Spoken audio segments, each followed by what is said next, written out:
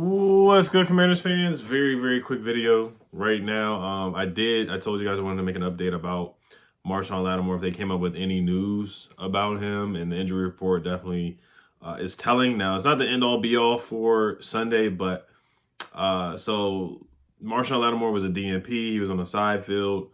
Also, De'Ami Brown was on the side field. Andrew Wiley, Jordan McGee, and then Marcus Mariota did not participate in practices today with personal reasons. Tyler Owens did not participate as well. Like I said before, Andrew Wiley. So Marshon Lattimore with his hamstring, we just don't know, man. We just don't know. And he missed that he was in there in the fourth quarter because he made a really good play on A.J. Brown. But then Ben St. Juste had to come in for the last 6 minutes, I want to say, 5 minutes. He did make a big tackle on A.J. Brown. Then he whipped on a tackle, and then he made a big tackle later on in the fourth quarter as well. So, honestly, like, a DNP on Thursday, it's not good news, to be honest. Same thing with De'Ami Brown. It's probably a reason why they brought in Chris Moore, the wide receiver on the practice squad. I get it. Everybody just puts down when we sign guys from the practice squad. I'm the opposite. I actually look at practice squad signings, and you guys may be right, who commented on my previous video and said signing Chris Moore is just a nothing. He probably will never touch the field because, we do have KJ Osborne. But sometimes when you look at these signings from the practice squad, it's very telling. Either somebody's injured or somebody's not ready to play, and they're signing somebody who they need to get on the field and to prep him for maybe not this week, but maybe next week. So that's why I do think practice squad signings and the workouts, too, are very important in my opinion.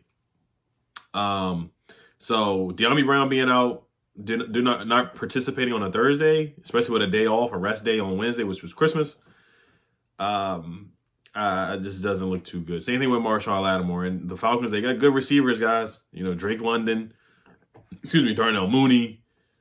Kyle Pitts is a tight end, but he plays like a receiver. Hasn't really played up to his college pre-draft hype.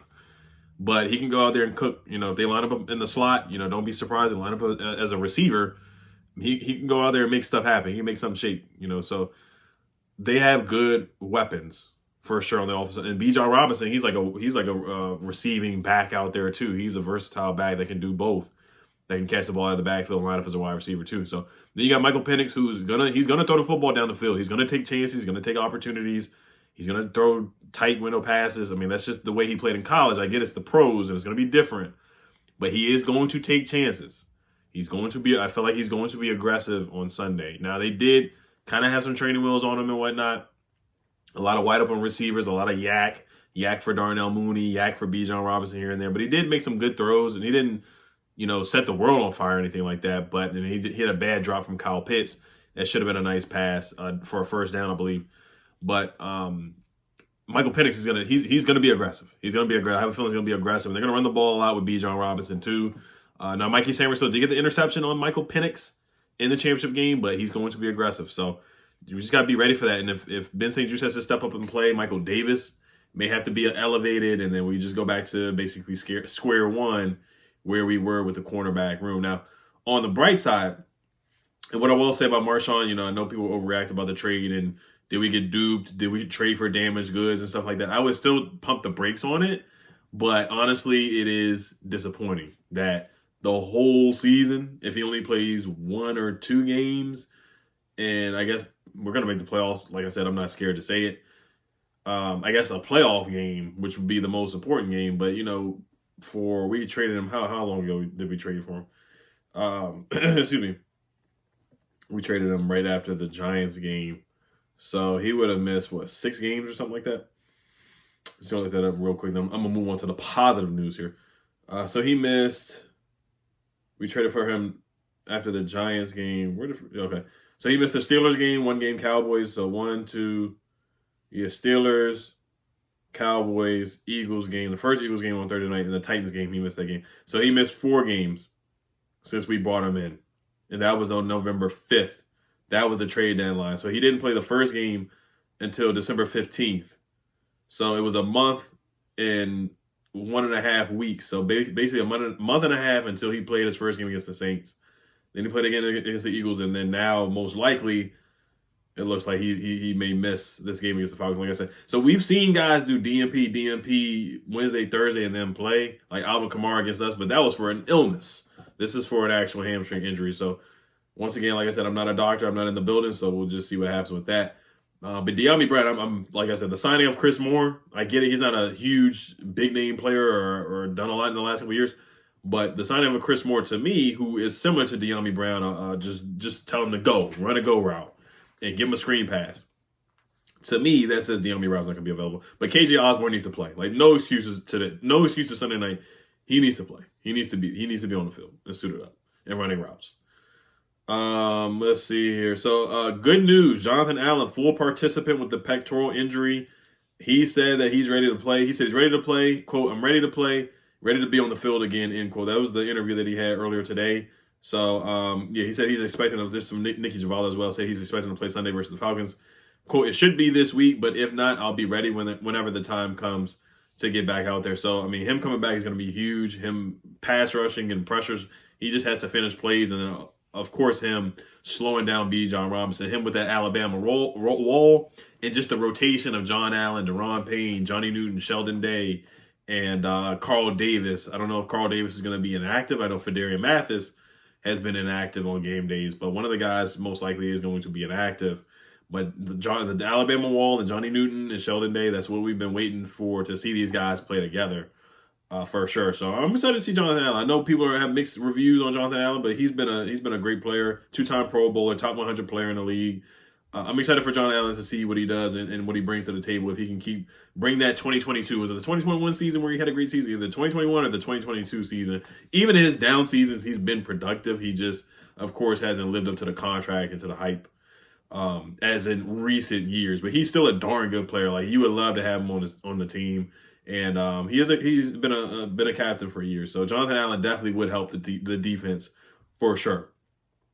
All right, I think that's about it for injury updates. Of course, Zach Ertz, he dismissed the altercation with Nick Sirianni, goofy Nick Sirianni, who's just an immature goofball, goofy. Zach gave him a hard high five, and JP Finley joked with him. He was like, "Are you aggressive high fiver?" And Zach Ertz said, "No, he's an even kill guy." I already talked about Nick Sirianni and how much of a goofball he is. Like, Jalen Hurts had to calm him down during the Super Bowl, him cutting his hair and shaving his head off, going back and forth with his own fan base in the crowd. And then just losing the locker room last year where they lost a bunch of games in a row, and he just can't control anybody in the locker room. The Eagles always self-destruct or don't get along. And even he had guys like Brandon Graham going on radio talking about how Jalen Hurts and A.J. Brown don't get along. He has no control of his locker room. The players don't respect him at all. There's been interviews where A.J. Brown has talked about coaching openly. And then he was going back and forth with Jalen Carter.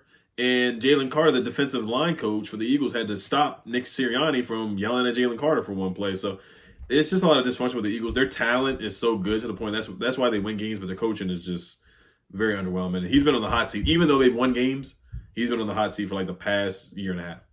All right. And then CeeDee Lamb is done for the season, so that's positive news. Don't want to wish injury on anybody, guys. I want to get that out of the way. But for the matchup after the Atlanta game, CeeDee Lamb's going to be out. But like I said last time against Dallas, we lost when they had Dak out. They had Trayvon Diggs out. A lot of guys were out, and they still beat us with Kevontae Turpin returning a kick. So just because CeeDee's out, Trayvon's out for the year, Micah Parsons is still there. And then Micah Parsons loves Jaden Daniels with a passion. I know him and Dan Quinn had a phone call where Micah Parsons said he loves Jaden Daniels so much. I got to get into that too, and maybe in a separate video. But CeeDee Lamb is going to be out. So that is a big help. Maybe if Marshon doesn't play this week, maybe he'll be available for the Dallas game, and he can just shut down Turpin or Jalen Tolbert. Jalen Tolbert cooked us. Jalen Brooks cooked us. So it really didn't matter. CeeDee didn't have such a great game. He had like a couple of catches. He had like 10 catches for 60 yards, which is insane. So it's not even like CeeDee hurt us, but his presence being out there is like you always have to account for him. So it does help us defensive-wise. Like, okay, you only have to worry about Jalen Tolbert and Jalen Brooks and guys like that. And Turpin is okay. We should take those guys away for sure. But we couldn't stop the run. So even though CeeDee is out, which does help, and Trayvon Diggs is done for the year, is like, we still got to take care of business in Dallas for sure. And of course, focus on the game Sunday night, which I will be there, guys. I will be there. So let me know if you guys are going to the Falcons game Sunday night at 8:20. I think it's going to rain. It's going to be 59 degrees or whatever. But let me know what you guys think. As always, Hells Commanders. Peace.